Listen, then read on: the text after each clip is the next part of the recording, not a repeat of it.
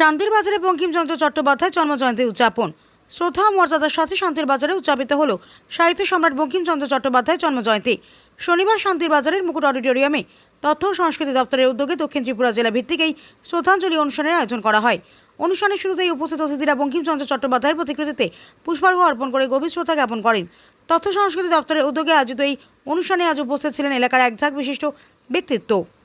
উপস্থিত অতিথিদের মধ্যে ছিলেন দক্ষিণ ত্রিপুরা জেলা শাসক মোহাম্মদ সাজ্জাদ পি, দক্ষিণ ত্রিপুরা জেলা পরিষদ সভাধিপতি দীপক দত্ত, জোলাইবাড়ি পঞ্চায়েত সমিতির চেয়ারম্যান তাপস দত্ত, শান্তির বাজার পুর পরিষদের পৌরমাতা স্বপ্না বৈদ্য, পুর পরিষদের ভাইস চেয়ারম্যান সত্যব্রত সাহা, শান্তির বাজার ক্রিকেট অ্যাসোসিয়েশনের সদস্য নীতিশ দেবনাথ, বিশিষ্ট সমাজসেবী দেবাশিস ভৌমিক সহ অন্যান্য বিশিষ্ট গুণীজনরা।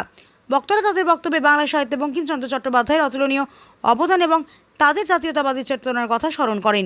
এই ধরনের অনুষ্ঠান নতুন প্রজন্মের কাছে সাহিত্য সম্রাটের অবদানকে আরও প্রাসঙ্গিক করে তুলবে বলে আশা প্রকাশ করেন উদ্যোক্তারা।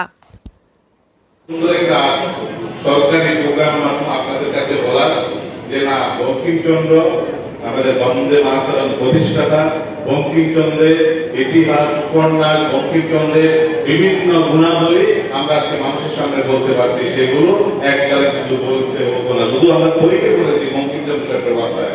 আগে যদি আমরা বিদেশি শক্তি, যে বিদেশি নেতৃত্বরা ছিল, বিদেশি যারা ভিয়েতনাম, রাশিয়া, তাদের গুলো বইতে পরিকল্পনা করে ঢুকিয়ে দেওয়া হয়েছে, কিন্তু আমরা দেশীয় যে জিনিসগুলো, সে দেশীয় জিনিসগুলোকে আমরা দেশের জন্য যারা আন্দোলন করেছে, দেশের জন্য যারা সাহিত্যের জন্য লড়াই করেছে, তাদের দেখবেন পাঠগুলো সারাংশগুলো খুব ছোট ছিল।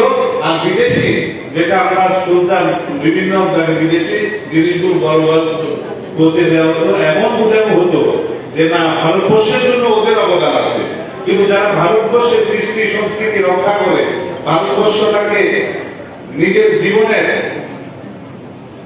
দিয়ে ভারতবর্ষের এই ভৌগোলিক দৃষ্টিভঙ্গিটা থেকে রক্ষা করেছে, তাদের কিন্তু